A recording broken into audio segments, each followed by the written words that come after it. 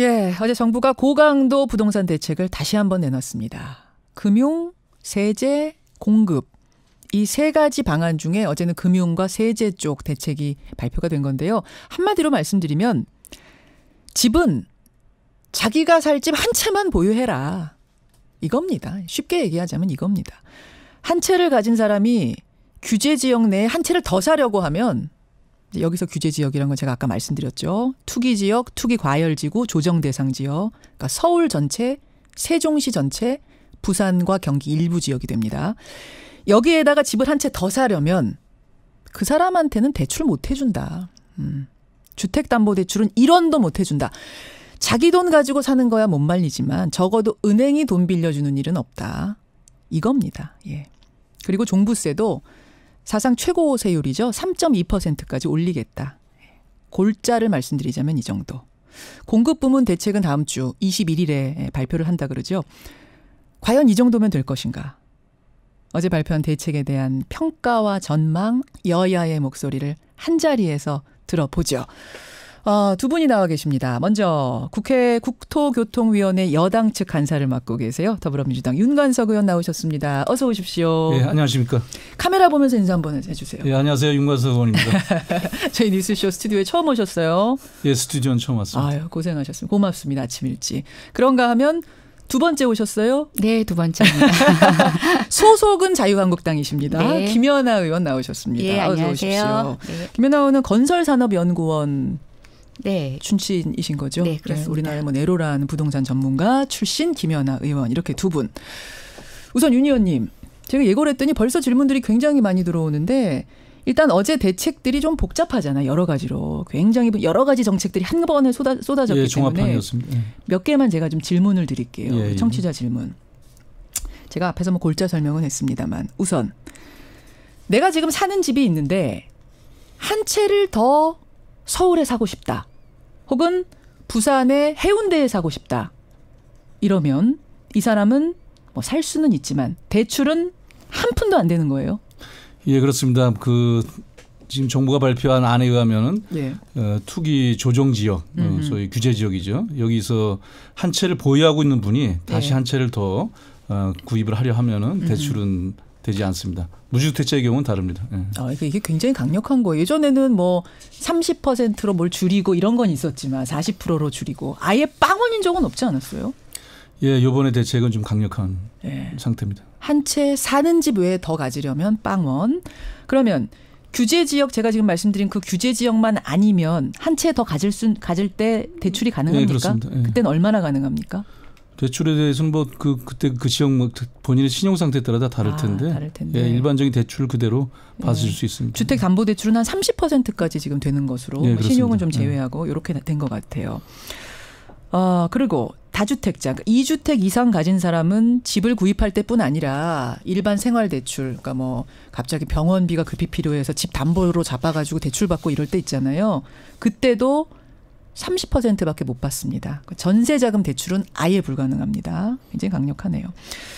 그러면 무주택자라도 저 집이 없어요 지금 무주택자인데 실거주 목적이 아닌 9억 이상의 집을 살 때는 주택담보대출 제로 네요. 그러니까 예를 들어서 제가 미국에 잠시 근무를 가요. 파견 근무를 가는데 어디라고 할까요? 서울 뭐 저기 신정동에다가 혹은 세종시에다가 9억짜리 아파트를 하나 사놓고 가고 싶어요.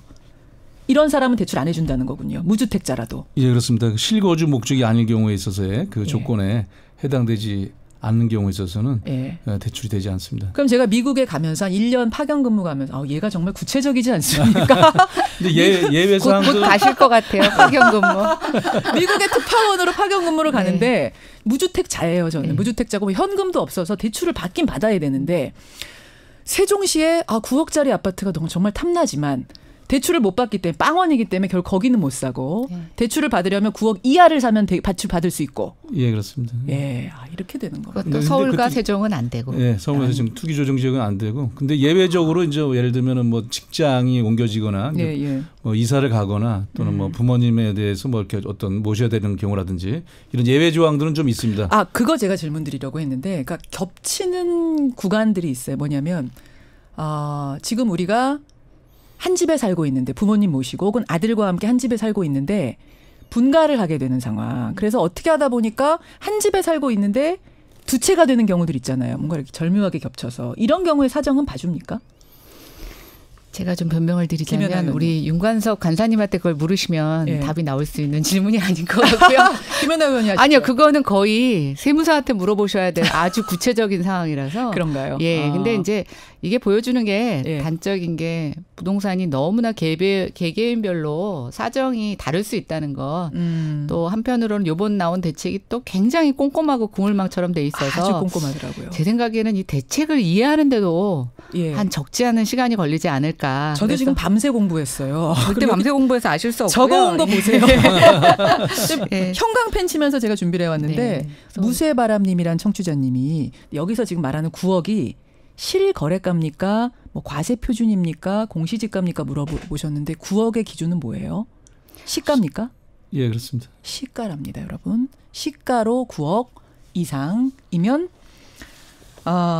무주택자라도 거기에 사는 게 아니면 대출 제로 이렇게 되는. 예. 알겠습니다. 그리고 아까 분가의 경우 같은 경우도 이제 예. 투기 조정 지역과 아닌 지역을 일단 구분을 해야 되고요. 예. 또 예외 사유에 해당하는지도 좀 저희 적용 여부를 좀 찾아봐야 되고 그렇습니다. 그렇습니다. 세제 부분 이렇고요.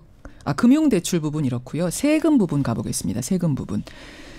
종부세를 최대 3.2%까지 올린다. 그러니까 최고로 내는 사람이 3.2%. 어떤 사람이 3.2%에 적용이 되는 건지 김연아 의원님. 네, 지금 이제 최고 세율 3.2%는 종부세 세율 외에 예. 이제 추가적으로 뭐 투기 지역이나 이런 데서 조금 더 그 증액할 수 있는 여지가 있어요. 그래서 이거는 뭐 금액이 딱 언제라고 얘기할 수가 없는 게 종합부동산세라는 것은 한 채 가진 사람들한테만 부과하는 게 아니라 예. 여러 채를 갖고 있는 사람들에 대한 그 재산가액을 다 합쳐서 하기 때문에 딱 이게 뭐 3.2%가 최고 세율에다가 다시 플러스 알파를 하는 거라서 지금 여기서 단언적으로 말씀드리기는 어렵고요. 제가 좀 전 거 하나 지금 수정하고 들어가야 되는데 예. LTV와 관련된 그 9억 기준은 주택담보대출 공시가격. 공시가격입니다. 공시가격 네. 기준입니까? 이거 조금 헷갈리실 것 같아서 먼저 했고요. 공시가격과 시가는 좀 다르죠. 시가는 계속 변동하는 거니까. 네. 그다음에 이제 종부세에서 이번에 특이한 건 과표 구간이 3억에서 이제 6억 구간이 새로 신설이 됐어요. 예전에는 6억 이하를 다 동일하게 세율을 적용을 하다가 근데 이제 이거를 뭐 시중에 대책 발표되기 전에는 일종의 증권사 찌라시 같은 게 돌면서 그러면 주택가액이 6억 원인 사람도 종부세를 내나? 뭐 이런 식으로 오해된 적이 있었어요. 근데 그게 아니라 과표 구간이 3억에서 6억이라는 것은 이제 여러 가지 복잡한 계산 산식을 거치지만 종국적으로 말씀드리자면 혼자 소유했을 때는 18억. 예, 부부 공동으로 소유했을 경우에는 24억 정도 되는 주택의 이제 종부세 구간이 기존보다 세율이 조금 더 올라간다. 이렇게 생각하시면 됩니다. 뭐 대부분 다 해당 사항이 안 되시지 않을까요? 저도 여기 해당 사항 안 될 것 같은데요. 그러니까 18억 원짜리 집을 가지고 있어야 3억 구간에 해당된다. 이 말씀이신 거예요. 알겠습니다. 제가 조금 더 구체적으로 이렇게 수치 말씀드리는 게 어렵죠, 여러분. 예를 한번 들어볼게요. 서울 대치동에 아파트를 한 채 갖고 있고 동부이촌동에 아파트 한 채를 더 가진 A씨가 있습니다. 아유, 이분은 뭐 굉장히 괜찮게 많이 갖고 계신 분이네요. 드문 분이네요. 대치동 한 채, 동부이촌동 한 채. 현재 883만 원 종부세 내고 있는 이분은 이제 새로운 세법에 의하면 2,450만 원을 내게 되는 겁니다. 현재 서울에 883만 원 내던 사람이 2,450만 원. 요 정도로 오른다. 요런 느낌을 가지고 계시면 되겠습니다. 자, 이것 말고도 뭐 복잡한 여러 가지 대책들이 많이 나왔는데 일단 공급 대책은 안 나온 거죠, 윤 의원님 아직? 예, 공급 대책은 뭐 계속 준비는 하고 있는데 어제는 주로 이제 규제에 대한 부분들, 뭐 세제와 그다음에 대출에 대한 금융 관련한 부분들이 나왔고요. 공급 부분도 21일 날 발표하는 거로 예고는 했습니다. 그래서 좀 공급 지역을 하려면 이제 여러 가지 또 준비 과정이 필요합니다. 택지를 찾아야 되고 또 관련한 또 해당 지자체하고 협의도 좀 해야 되고 이런 문제들을 좀 계속 진행하는 걸로 알고 있습니다. 그럼 어제까지 나온 대책들, 이 대책에 대한 평가 여당 먼저 하시겠습니까? 야당 먼저 하시겠습니까? 양보하겠습니다. 더불어민주당 제가 윤 먼저 의원님. 그 평가를 좀 해보겠습니다. 어제 고강도 부동산 대책이라고 얘기를 하고 있습니다. 김동연 부총리가 직접 발표를 했는데 강조했듯이 투기 억제, 실수요자 보호, 맞춤형 대책 이 3대 원칙에 입각해서 내놓은 대책이다. 3대 원칙 대책이다. 또 9.13 대책은 투기 세력 공급과 집값을 잡을 강력한 대책이다 이렇게 요약을 할 수 있겠습니다. 일단 발표하고 나서 시장과 언론의 반응은 현재까지는 좀 긍정적으로 이렇게 보여집니다. 이 정도면 잡을 수 있겠다라는 느낌이 지금 여론이 움직인다고 보세요. 예, 일단은 뭐 진정세로 들어가지 않겠나는 기대를 하고 있고요. 전반적으로 서울을 중심으로 한 부동산 시장 과열을 잠재우기 위한 대책으로서 어느 정도 실효성이 있다 이렇게 봅니다. 시장 과열 현상은 좀 가라앉으면서 또 공급 대책의 추이를 보지 않겠나라고 저희는 판단하고 있고요. 아하. 사실상 어제 대책은 고강도로 얘기하자면 이제 부동산 투기 세력과의 전쟁 이렇게 보면 되겠습니다. 투기 세력과의 전쟁. 실수요자는 아니고. 그렇습니다. 저희가 이제 수요가 이렇게 갈 때 투기 수요들 갖다가 억제하는 게 굉장히 중요하거든요. 이 부분이 잘 안 되면 실수요자들도 불안 심리에 따라서 뭐 추격 매수까지 따라가는 경향이 있기 때문에 맞습니다. 더욱더 과열이 급등하는 경향이 있습니다. 그래서 투기는 잡고 실수요자는 확실히 보호하는 것이 정부의 정책인데 그 의지를 다시 한번 확인할 수 있었던 그런 9.13 대책이었다고 봅니다. 이 정도면 실효성이 있을 것이다. 윤 의원님 개인적으로 합격. 예, 일단 뭐 이번 대책으로 진정될 거라고 저희는 기대하고 있습니다. 자, 자유한국당 소속은 자유한국당이신 김연아 의원님. 일단 어제 9.13 대책은 이제 고강도 부동산 대책이라는 네임을 달고 정부에서 발표를 했는데요. 저는 고강도 금융정책이다. 그리고 약간의 세금 정책이다. 예, 부동산이라고 할 수 있는 건 별로 없는 것 같아요. 그러니까 일단 가장 근본적으로 아까 정부의 보도자료를 보시면 최근에 급등하는 게 이제 거래 가능한 물량이 적은 데다가 시중에 유동자금이 많아서 이것이 부동산 시장에 쏠리는 것을 원인으로 보고 있어요. 아파트 나온 물건은 적은데 시중에 넘쳐나는 돈들은 다 부동산으로만 쏠리고 있어서 그렇죠. 가격이 올라간다. 네. 근데 시중에 넘쳐나는 돈이 대출받은 돈만 있는 건 아니거든요. 근데 이제 유동자금을 그러면 어디로 흐르게 할 거냐라는 거에서는 여전히 답이 안 돼 있고 또 8월 27일 날 일부 살짝 공급 대책을 발표하셨었죠. 근데 이번에는 공급 대책을 다시 미뤘어요.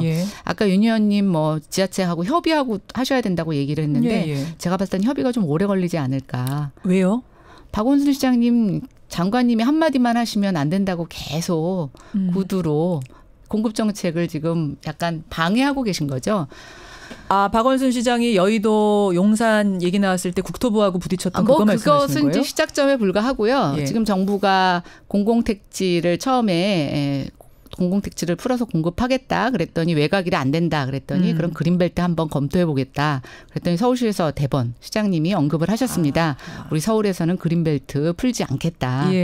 그리고 또 여당 한 의원이 그 공공택지의 정보를 사실은 이제 유출하시면서 국토부로서는 이제 그 지역도 빼내야 되는 상황이 지금 돼버렸어요. 거기가 근데 한두 군데가 아니던데 한 9군데 되던데요. 뭐 근데 거기에 얼마나 수용이 될지는 모르겠지만 그러다 보니까 저는 요번에 국토부가 공급 대책을 내놓지 못한 데는 여러 가지 내부 복잡한 사정이 있다라는 것 하나가 있고요. 이건 좀 이따 제가 질문 드릴게요. 네. 그다음에 어쨌든 뭐 그럼 속사정은 어떻든 간에 지금 사람들이 기다리는 건 공급 정책이고 또 그것이 사람들이 원하는 지역에 지어지느냐 또 시기가 언제냐 이런 건데 지금 그 내용이 다 빠져 있어서 저는 이번 대책에서 부동산 정책은 아니다. 뭐 이렇게 생각을 하고 있고요. 또 뭐 효과에 대해서도 잠깐 말씀드리자면 일단 폭등하는 그러니까 비정상적으로 폭등하는 서울의 집값은 잠시 스탑될 거다. 그렇지만 집값이 내릴지 이거는 저는 조금 의문이고요. 스탑은 될 거다. 지금 미친 듯이 오르는 집값이 멈추긴 하지만. 근데 과연 내릴까? 분수령 삼아 내릴지 기폭제 삼아 오를지 뭐 이거 모르겠다. 하여튼 그 방향은 알 수가 없고요. 또 뭐 아까 앵커께서도 말씀하셨지만 앞으로 서울에서는 집 한 채만 가져라 이런 얘기를 지금 정책 시그널로 주고 있거든요. 살 집만 가져라. 살 집만 한 채를 가져라 그러는 건데 그러면 내가 1주택자가 될 수 있을까? 이것도 역시 글쎄. 그 살집 한 채가 과연 가져질까? 그렇죠. 이 말씀이에요 지금 서울에서. 그럼 제가 질문 하나하나 드리겠습니다. 윤 의원님, 더불어민주당 윤 의원님. 일단 지금 김연아 의원의 평가는 그거예요. 금융하고 세제하고 요 대책만으로는 잡히지 않을 것 같다. 공급책이 결국 핵심인데 공급용 택지를 구하는 게 녹록치 않을 거다. 일단 녹록치 않습니까 지금? 예, 뭐 세부적인 사항이야 이제 그 행정기관들에서 그 진행하고 있다고 보고요. 그렇습니다. 부동산 정책은 이제 그 어제 발표한 것도 제목이 이제 주택시장 안정화 대책 아니겠습니까? 예. 그래서 현재 미친 집값으로 표현되듯이 막 급등하고 있는 일부 지역에 있어서 이 부분은 일단 투기 수요가 이제 포함되어 있는 거 보고 그거 억제하고 차단하기 위한 금융과 세제 정책을 발표를 한 거고요.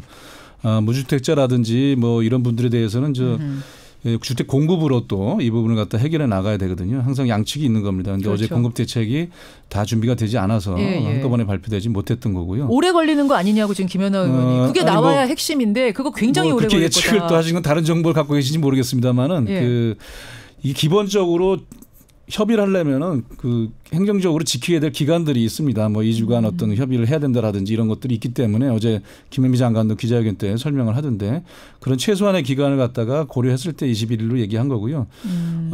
좀 더 뭐 택지를 갖다가 더 많이 확보하고 이러려면은 더 시간이 필요하겠습니다만 일단 많은 시장에서 궁금해하는 택지 공급에 대한 공급 대책에 대해서는 20일 날 일정하게 준비를 하고 있고 21일이면 다음 주인데 그럼 발표를 그날 하는 거예요? 그날 합니다. 부지까지? 20일 날 발표한다고 어제 말씀을 했고요. 부지까지. 네, 그래서 위치와 결국은 이 공급 대책은 발표를 안 한 건 아닙니다. 작년에 파리 대책에 물론 규제 중심을 발표를 했고 그다음에 11월 29일 날 주거복지 로드맵이라고 해서 100만 호 주택을 공급하겠다는 계획도 발표를 했습니다. 근데 이게 전국 단위다 보니까 이렇게 체감되지 않았던 거고요. 이번에 얼마 전에 올해 827 추가 대책 때도 30만 호 30지역 39개 지역에 그것도 발표를 했습니다. 하지만 구체적인 게 안 나왔기 때문에 공급 대책으로 받아들이지 않은 경향이 있어서 21일 날은 어떤 지역에 어느 정도 규모로 택지 공급을 할 것인지 이거에 대한 발표가 있을 거로 예고되고 있습니다. 신창현 의원이 그 천기 누설을 하는 바람에 지금 논란이 굉장히 컸었는데 그분이 발표했던 그 지역이 9군데나 돼요. 과천, 뭐 의왕 그거 다 배제입니까? 아니면 그것도 다 넣어서 다시 고려입니까? 경기도 지역에 이제 택지 후보 지역으로 거론되던 부분 중에 일부를 갖다가 이제 그렇게 보시고 알리게 됐던 것 같은데 그 유감이고요. 근데 그 지역이 뭐 구도심에 가까운 쪽도 있고 굉장히 먼 지역도 있습니다. 그렇기 때문에 이번 20일 날 대책에 어느 정도 들어갈지는 현재 세부적인 어떤 실무적인 과정을 거쳐야 될 것 같습니다. 일부러 배제는 아니고 그냥 제로 포인트에서 다시 고민하는다 뭐 이렇게 보면 되는 겁니까? 뭐 제가 그걸 직접 들여다본 것이 아니고 이게 또 잘못됐을 때 또 다른 유출될 수 있기 때문에 알겠습니다. 21일 날 지켜보는 게 좋을 것 같습니다. 김연아 의원님 21일 날 나온다는데요. 뭐 부지까지 공급. 그러니까 8월 27일에도 30만 원 얘기하셨고요. 대충의 후보지의 윤곽을 말씀을 하셨어요. 그랬다 이제 중간에 그런 사고가 난 거고 27일 날 아마 후보지는 정하실 겁니다. 근데 이제 21일 날. 근데 이제 시장에서 기다리는 거는 당장 1, 2년 안에 좀 손에 잡히는 공급 물량을 얘기를 해야 되는데 과연 21일 날 발표되는 대책이 그것까지 나올까? 저는 공급 시기는 또 다음에 발표한다고 미루실 거라고 예측을 해봅니다. 그건 일단 보기로 하고요. 그럼 어제 나온 정책에 대해서 두 분의 평가는 들었는데 청취자들의 평가 한번 보겠습니다. 3069님. 이 정도 세금 부담이 강력한 세금 부과입니까? 하룻밤 자고 나면 그분이 사는 지역은 5천만 원이 오르고 있대요. 어디 사세요? 3069님. 이런 현실에서 연 1,000만 원 세금 부과를 한들 그게 부담이 되겠습니까? 소박한 집 한 채 갖는 게 꿈인 서민들 다 절망입니다. 요즘은 살아갈 의욕마저 다 이렇습니다. 이분 이러셨고 8144님 인천의 용달 화물 기사입니다. 부동산 대책이 너무 자주 나오는 것 같아요. 약발이 안 먹힌다는 거죠. 일단은 잠시 주춤하겠지만 여러 방면에서 시나리오가 필요할 것이고 세제, 대출 규제, 공급 세심하게 점검해서 한 번에 좀 발표를 쫙 해주셨으면 좋겠다라는 이런 화물 기사님 고맙습니다. 박정님은 그 오피스텔도 1주택에 포함이 되느냐. 도시형 생활주택은 어떻게 됩니까? 이렇게 물어보셨는데 어떻게 되는 거예요? 이게 아파트만입니까? 1주택이? 이게 이분이 여기저기를 다 찾아봐도 오피스텔 이거에 대한 이야기는 없다. 이렇게 돼 있는데 제가 그냥 공부한 바에 의하면 오피스텔 다 포함되는 것 같은데요. 본인이 가진 주거용으로 활용하면 오피스텔도 주택으로 간주합니다. 그렇죠. 그렇죠. 다 포함이 되는 겁니다. 박정님. 자, 하나하나 질문들이 지금 막 쏟아지는데요. 오늘 여야의 전문가 두 분을 이렇게 한 자리에 모시는 일이 흔치가 않아서 질문들이 많이 들어오는데 보내주시고요. 윤 의원님, 아까 첫 3069님이었습니까? 그 질문. 그러니까 하룻밤 자고 나면 집값이 5천만 원 오르는데 이 종부세 뭐 이렇게 올린다고 한들 이 사람이 과연 포기하겠는가? 집을 안 사겠는가? 어떻게 생각하세요? 일단은 뭐 집값이 그 비정상적으로 급등되는 현상이 이제 문제고요. 그걸 잡아야 되고요. 그 다음에 결국은 이제 그 시세 차익에 대한 문제입니다. 이제 본인이 갖고 있을 때 이번에 올라간 종부세 부담이 생각보다 이제 그 부담을 많이 느낄 수 있는 그런 세액 인상이 되고 있습니다. 그래서 예를 들면은. 근데 이분의 평가는 부담이 이 정도가 안 될 거라는 거예요. 왜냐하면 오르는 폭이 워낙 크니까. 근데 이 오르는 폭이 이제 계속될지에 대해서는 또 시장의 어떤 상황을 봐야 되는 거고요. 그래서 실현되지 않은 이익은 이익이 아니다 이런 얘기가 있지 않습니까? 그래서 이제 계속 올라는 갈 수 있는데 일정하게. 그러나 이제 종부세 부담이 커진 것도 동시에 진행이 되거든요. 그래서 어떤 것을 선택할지 이런 것에 대해서 각 보유하고 있는 것이 오히려 부담이 될 수 있는 정도의 수준으로 이번 그 세제안은 좀 설계가 됐다 이렇게 말씀드리겠습니다. 그 말씀은 이제 포털 사이트에 들어가서 시세를 매일 체크를 해보면 수치상으로는 계속 오르지만 그거 팔지 않으면 내 돈이 아닌 상태에서 세금은 계속 1년에 1,000만 원, 2,000만 원 내야 되는 상황이 되면 슬슬 부담스러워지지 않겠는가 그 말씀이신 거죠. 예, 그렇습니다. 예. 그래서 5천만 원이 하루아침에 오르는데 뭐 1년에 2천만 원, 1,000만 원 그 사람 내지 않겠어? 이렇게 쉽게 말할 수 없는 문제다. 김연아 의원님 말씀 듣고 보니 그런데요. 예, 이게 이제 누구의 입장에서 보느냐에 따라 되게 틀린데요. 아까 제가 또 말씀드렸잖아요. 이게 가격이 오르는 건 잡을 수 있겠지만 떨어질 수 있겠냐.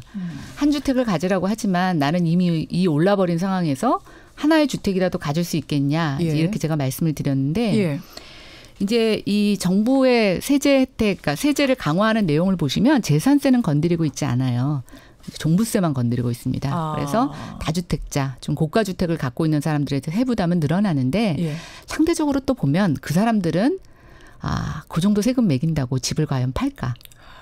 예, 그리고 또 하나 우리가 대책이 약하다 강하다를 얘기할 때 이제 좀 강구하는 게 있는데 뭐냐면 아무리 강해도 그 행위로 인해서 벌 수 있는 돈이 더 많으면 제가 봤을 땐 포기하지 않죠. 예, 그래서 그건 제가 봤을 때는 이 시장에서 벌 수 있는 돈의 이익이 얼마냐에 따라서 영원히 못 잡을 수도 있고요. 또 어떤 경우에는 너무나 과도해질 수도 있죠. 근데 이제 정부 입장에서는 재산세를 건드리는 게 저는 조세정이나 공정성에 있어서는 맞습니다. 누구든지 자기 집이 올라가면 재산세 부담을 높여가야 되는데 그건 조세저항이 너무 크거든요. 그러다 보니까 지금 자꾸만 종부세에 초점을 맞춰 있어서 종부세에 해당되는 사람들은 뭐 작년보다 어쨌든 지금 한 300% 정도 세부담이 늘어날 수 있으니까 당연히 높다 그럴 테고. 3배. 그렇죠. 그 이하의 주택에 관심을 갖고 계신 분들은 야 나는 집 살려고 했는데 못 샀는데 아무개가 집이 1억이 올랐다는데도 별로 재산세가 안 오르는 거죠. 그쪽을 보게 된다. 네. 그래서 이게 제가 아까도 말씀드린 것처럼 이게 어떤 대책이나 벌주기만을 갖고 시장을 잡으려고 하는 것은 한계가 있습니다. 그래서 그것에 이 자금이 쏠리는 원인 자체를 조금만 해소하는 정책을 보지 않으면 저는 이건 굉장히 갇힌 정책이다 이렇게 생각을 하고 있고요. 갇힌 정책? 네. 그러니까 한계가 있다? 아니요. 저는 이제 이렇게 생각하죠. 부동산 시장이 부동산 시장 안에서만 움직이는 게 아닙니다. 부동산 시장에서 돈 번 사람이 외부로 나가기도 하고 외부에서 돈 번 사람이 부동산 시장으로 들어오기도 하는데 지금 문재인 정부의 부동산 정책의 가장 큰 딜레마는 부동산 시장을 바라보는 시각이 굉장히 좁고요. 또 그 안에서도 강남 다주택자, 고가주택자 재건축이라고 하는 프레임을 걸어서 딱 보고 있으니까 거기를 막 쫓아가는데 제가 아까 말씀드린 것처럼 시장이 막 돈이 막 풍선 효과처럼 다른 데로도 가고 막 쏠려서 가고 하잖아요. 그거를 잡지를 못하고 그 상황이 터지고 나서야 거기도 또 이제 쭉 올라가는 거죠. 아니 근데 그 지금 말씀하신 고 프레임, 그 사람들을 일단 잡아야 다른 데로 안 번져나가는 거 아니에요? 아니요. 제가 그렇게 말씀드리는 게 그게 아니라고 얘기했잖아요. 그 사람들 같은 경우에는 세금으로 잡을 수 없다니까요. 단기간에. 아까 대치동에 한 채, 동부이촌동에 한 채 갖고 있는 사람이 지금 800만 원 내는 사람한테 2천만 원 부과해봤자 그 사람은 낸다. 네. 그리고 또 지금 우리가 매물이 나오게 하는 게 제일 중요한데 이번에도 저도 그런 얘기를 했지만 사실은 지금 너무 과도해진 양도세 부분을 조금 완화해서 팔 수 있게끔 해주는 정책도 필요합니다. 그런데 보유세를 높여놨죠. 근데 보유세를 예를 들어서 올해보다 내년에 한 800만 원 내다 한 2천만 원 냈어요. 근데 지금 팔면 양도세가 한 2, 3억 최소는 2, 3억에서 이렇게 나옵니다. 나오죠. 그럼 한번 생각해 보세요. 더 오래 버티죠. 그러니까 이게 매물을 나오게 하는 정책하고 좀 틀린데 우리가 각각의 정책의 옳고 그름을 판단하는 문제를 떠나서 이런 정책이 시장에 전체적으로 어떻게 사람들의 패턴을 유도할까? 또 그런 것이 어떻게 나타날 거라는 것에 종합적인 안목을 갖고 시장을 보는 게 필요한데 저는 문재인 정부의 가장 큰 약점은 바로 그것을 보지 못하고 굉장히 시야가 좁다는 것. 그리고 뭐가 문제가 터져야만 그 이후에 수습책으로 들어가는데 그러기에는 무주택자 입장에서 한번 생각해 보십시오. 남들한테 아예 세금 물려도 예. 나는 이미 접근할 수 없는 가격이 돼버렸는데 예. 이것에 대한 그쵸 무슨 소용이 있겠냐 이렇게 하실 수 있는 거죠. 지금 윤 의원님이 아주 골똘히 답변을 생각하셨어요. 네. 답변 주시죠. 예, 아까 얘기하셨듯이 이제 물론 종부세로 그 주택 보유를 자금이 나름대로 여력 있는 사람이 계속 갖고 있겠다. 특히 이제 투기 세력 같은 경우는 갖고 있어서 이후에를 보겠다고 하는 것을 다 강제할 수는 없습니다. 하지만 사실상 본인의 세액 부담이 요번에 그 2주택자나 3주택자 이상이 합산 시가가 10억 이상인 경우에는 세부담이 두 배 이상 늘어납니다. 그래서 예.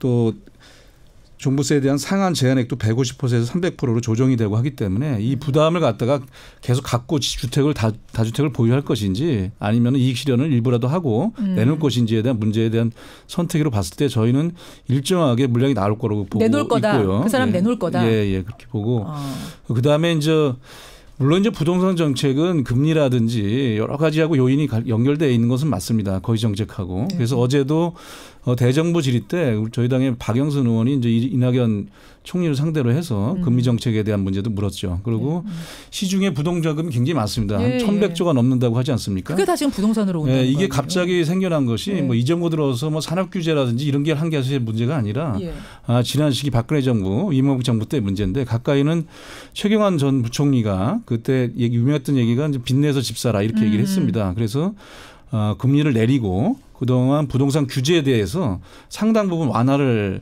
시켜버립니다. 그래서 담보대출에 대한 상한도 많이 이제 폐지를 해버리고 이런 걸 통해서 약 600조 이상의 자금이 시중으로 나왔다는 겁니다. 그래서 그때부터 쭉 나와있던 유정 자금을 갖다가 보다 이제 생산적인 산업 자금으로 돌리는 문제는 물론 대단히 중요합니다. 그에 대해서 더욱더 정부가 투자처를 갖다가 이제 유도하는 정책이 필요하다고는 생각을 하고요.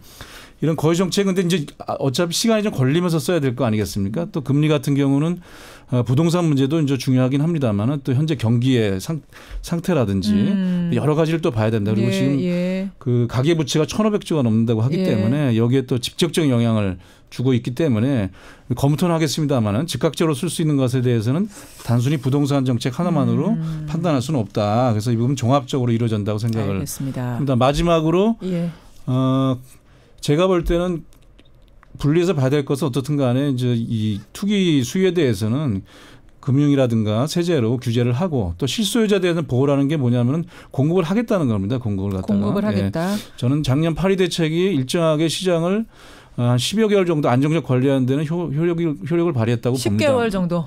하지만 추가적으로 아까 말했던 풍부한 시중의 유동 자금이라든지 또 개발에 대한 어떤 그런 그 계획들의 발표에 따라서 막 촉발된 그런 투기 심리라든지 뭐 이런 부분 때문에 계속적으로 추가적으로 보완돼야 됩니다. 어차피 부동산 대책은 한 방울 끝날 수 있는 게 아니기 때문에 더 중요한 아까 어떤 거는 분은 좀 모아가지고 한 방에 발표해달라고 그런데 뭐 부동산 시장이 워낙 복합적 요인으로 움직이고요.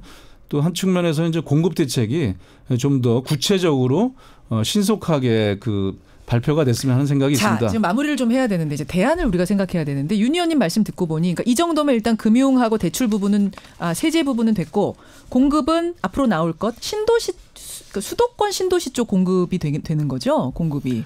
경기도 쪽 이쪽이 되는 거죠. 뭐 도심 내와 그다음에 이제 그 수도권 인근 뭐 이렇게 합쳐져서 지금 그 공급 택지 확보를 위해서 노력하고 있는 걸 알고 도심 있습니다. 내도 후보지에 있습니까? 여러 지역을 다 검토하고 있는 걸 알고 있습니다. 그 정도. 자.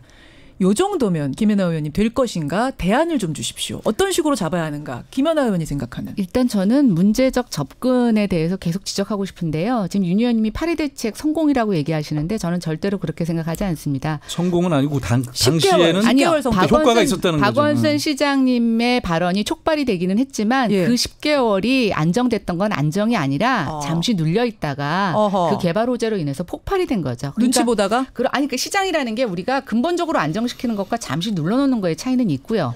또 하나 먼저 포문을 여셨으니까 저도 한마디 하겠습니다.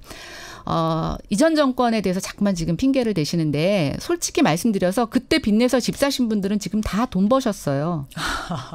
1년 전에 파리 대책에 예. 정부 믿고 집 안 샀던 사람들 지금 다 화병으로 누워 계십니다. 그러니까 이제는 이전 정부에 대해서 핑계를 대실 수가 없고요. 저희가 가격 지수로 보더라도 박근혜 정부 때 그렇게 빚내서 집 사라고 하지만 경기가 안 좋아서 그렇게 주택 가격이 많이 오르지 못하다가 그 말년에 그다음에 문재인 정부 들어오고 나서 사실은 더 폭발적으로 늘었다라는 것. 그래서 아까도 계속 제가 말씀드리지만 한 큐에 안 됩니다. 그렇다고 지금처럼 찔끔찔끔 정책을 발표를 하면 제가 계속 언급하는 것처럼 두더지 잡기식의 어떤 시장에 더 큰 혼란을 주고 진짜 시장 쑥대박 만듭니다. 그래서 저는 이제 한마디라도 고민 충분히 하시고 부작용 충분히 검토하셔서 신중하게 좀 국민들에게 장기적인 예측 가능성을 줄 수 있는 정책을 내놓는 게 필요하다. 이렇게 말씀드리고 싶습니다. 21일 공급. 공급이 중요하다는 얘기 김연아 의원 계속 하셨잖아요. 거기 어디에 공급해야 된다 그럼 보시는 거예요? 일단 저는 서울 안에 집이 부족한데 예. 계속 경기도에 주택 공급하는 거 문제 있다고 보고 있고요.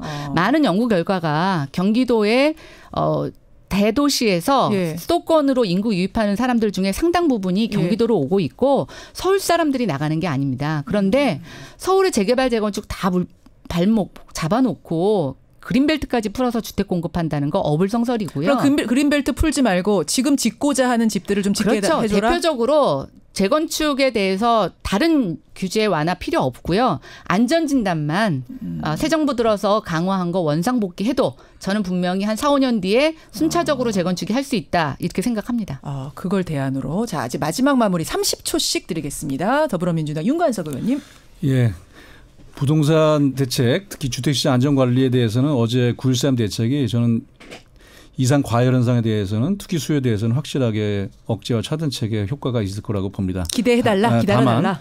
다만 그 무주택자라든지 이런 분들이 지금 필요로 하는 주택 공급에 대해서는 21일 발표에 최대한 담을 수 있도록 정부가 노력을 할 거라고 생각하고요.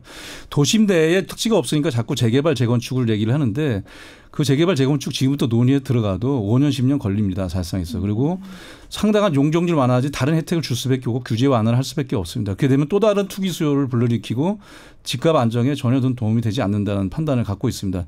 현재 정부의 정책을 좀 믿고 또 이외 공급 대책도 그 충분히 할 수 있는 대책들을 종합적으로 만들어간다는 정부의 발표를 좀 믿고 안정시장 만드는 데 도움을 주셨으면 합니다. 네, 자유한국당 김연아 의원님 30초. 네.